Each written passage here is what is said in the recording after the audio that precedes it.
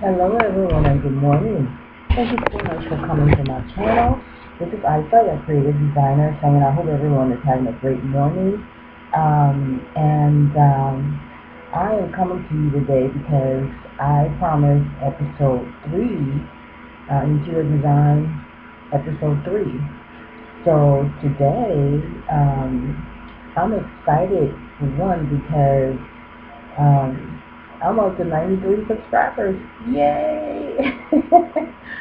I am excited. I'm very thankful to my new subscribers. Thank you so much for subscribing. Um, Please like and share the videos that you see. If you like more, please comment. Tell me what you like and what you don't like. I have thick skin. I can take it. Thank you again for coming to my channel. I really appreciate it. Can't talk this morning. Anyway, today is episode 3 of Designing Your Space, Interior Design, episode 3. Let's talk design. Now, we're going to be talking about designing small spaces. Now, everybody knows, for those people that do decorating and designing, you're a designer or even an interior decorator, you know that when you have a small space, it can be very challenging. It can be very challenging to design a small space because you have to look for, ways to be creative. You have to look for colors and different things, and you have to think it through to make sure that you're doing what you need to do as far as making that space functional. So, while you're thinking it through, we can start with, let's start with the kitchen. So let's say, for example, you have a small space, you have an open space, the space has a small kitchen. One of the things you can do to actually enlarge that space is if this is your home, or if you're in an apartment, you have to get permission, of course, from the landlord. But if you're in an apartment, you shouldn't have a problem because you can kind of work with that space a little bit, because sometimes landlords don't want you to, outfit their space because it's already done the way they want it. So if this is your home and you're trying to design that small space, what you can do is in the kitchen, I would say put up shelves and not have actual cabinets. You can put up some nice shelves that would, you know, make the kitchen a little bit bigger. And then those shelves can hold your dishes and things like that. Now, as far as the kitchen, the appliances will already be in the kitchen, so you don't need to worry about the kitchen. But because it's a small kitchen, the shelves, in my opinion, is a good idea to put up there. Or another thing you can do is you can have cabinets up there that's small enough that go from wall to wall, that will take up enough space for that particular section. That means that you don't have to put anything huge in that area to pick up a lot of space. Even though it's up, it still doesn't make a difference, because if it's a small space with huge cabinets, it's kind of out of proportion anyway. So you really don't really see anything. All you're looking at is this huge cabinet up there. So for a small kitchen, small cabinet to actually go with the kitchen itself. So now, like I said, as far as the appliances are concerned, they're already there. There's nothing you can do, especially if you're in an apartment. I mean, if you're in your house, there's nothing you can do. As far as an apartment is concerned, it depends whether you're in a studio or a large apartment. The appliances in an apartment, is a large apartment, is going to be large. So you just have to work with it. But we're talking about living in your own home and you have a small kitchen. That's what we're talking about today.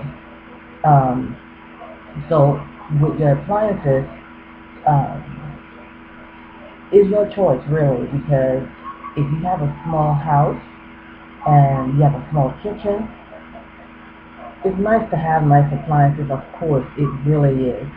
Of course, in any interior design, you always have to give the client what they want. If they want large appliances, give it to them.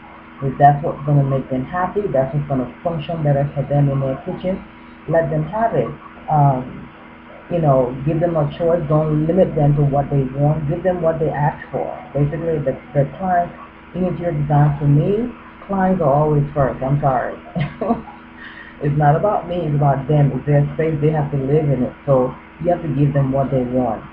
So if you're designing your own home, do whatever you want to do, put whatever you want to put in there. But if you're working for somebody else and trying to make that space functional, you need to make sure that you give them what they want. That way you get business, you get more business, you get referrals, because you know what, hey, this lady, this designer, she's awesome.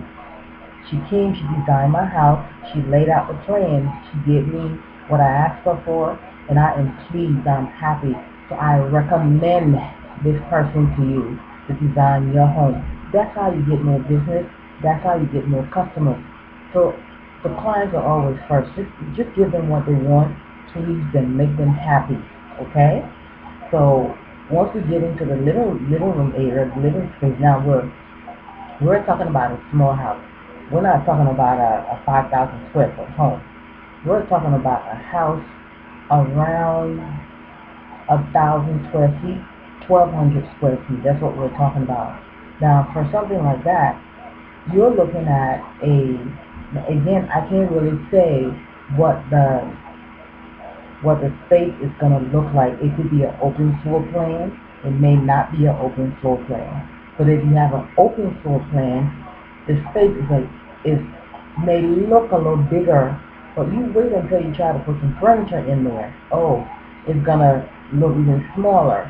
So if you have a house that's 1,200 square feet and you wanna go ahead and do some designs and make it look nice, turn the house into a home, awesome for that person. So like I said before, and I can't stress this enough, make sure it's their taste, what they want, their design, whatever they want, give it to them. Now, as far as furniture in a small space, my suggestion with this is you do not put bulky furniture in a small space, okay? You do not put bulky furniture in a small space, because if you do that, it's going to take up a lot of room. There's not going to be no room to walk. You're going to be bumping against each other like, there's no tomorrow. So you have to really be careful when you getting furniture for a small space, to decide what you're going to put in there. Now, some people, they like big furniture, small space or not. One of the things you can do, you can get a sectional, okay? You can suggest a sectional. Now, your L-shaped sectional, you put that in a small space, you have the sectional there, and you have the living area, and you have a lot of room in between to walk, to do whatever. Okay, so you can do a sectional, you can do either a ottoman or coffee table. Not too large, medium size. If you're gonna do a sectional, you do I wouldn't say medium size, do something in proportion to the sectional.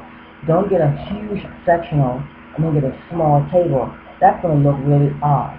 So get a nice sectional if that's what the client wants. Get a nice sectional and then get a table in proportion to that sectional, and it's going to look really nice in the client's home. Now, you can also do an ottoman with the sectional. You can do that. It depends on how the sectional is shaped. Some of them are round, have round ended. Some of them are square ended. So it depends on the shape of the sectional. You can do a round ottoman if the sectional is round on the end, or you can do a square ottoman if the sectional is square on the end. Now you can use trunks as well. Now in the grocery store, excuse me guys, in the furniture stores, you go in there, you're looking for coffee tables. You can use a huge trunk, like a big trunk. And I'm so sorry I don't have examples to show, but next episode I will. You can use a trunk. You can use like decorative suitcases stacked on top of one another. If you're making a coffee table, you may want to use only 2 suitcases, same proportion as the sectional. You can use an ornament. It's going to go perfect with the sectional. You can use a big trunk, like I said. Now you can also use a huge trunk. This trunk I'm talking about is like really, really large. You can use that if you're using a large sectional. Ultimately, for a small space, you have to make sure everything is in proportion. Okay? Designing is all about proportion. You cannot put a huge furniture in a small space. That's not something that's going to work. Now, again, if that's what the client wants, most definitely give it to them. You know, if you find something that expensive, hey, give it to them. Now, if that's what they want, give it to them. Let them have it. Now, in smaller spaces, um, you have flat areas and the tabletops and things like that. So as far as the lighting is concerned, um, lift the lighting a little bit higher in the ceiling. Let it be a little bit higher because if they want a chandelier, chandeliers come with this long chain that you can actually pull up. So you can do a globe in the ceiling, a nice designer globe in the ceiling for lighting, or you can do a chandelier that's gonna hang, but lift it a little bit just to give the room some height. As far as color, I for one, I love natural light. I love all that nice sunlight coming in, inside the house and giving you that nice glow and stuff like that. So I would suggest to my client to do a light paint on the wall. That would be my suggestion. Like cream, depending on their design style. Do cream on the wall or whatever color they want. Again, that's their choice. Um, to give the place a little more light and depth to the room. I would not suggest brown or red. I think, in my opinion, those are accent colors that you can put on one wall. Like you have a wall, like this wall right here, it's green, okay? It's green. It's kind of, you can't really see it look like green, but it's actually a little bit dark. So you can do an accent wall with red, you know, firewall red, or you can do uh, aqua blue. You can do stuff like that, but do not make the whole room brown. Don't make the whole room red. Unless it's what they want. Hey, that's that client. That's their house. They have to live there. But especially in a small space, don't put those type of colors in there because it will make the space look smaller. It's gonna just draw things together, regardless of what you have in there. The color ultimately will make the space look smaller. Okay, so like I said before, designing a small space can be very challenging. You can make it multifunctional. You can put a lot of things in their shelves. Small shelves that will hold books.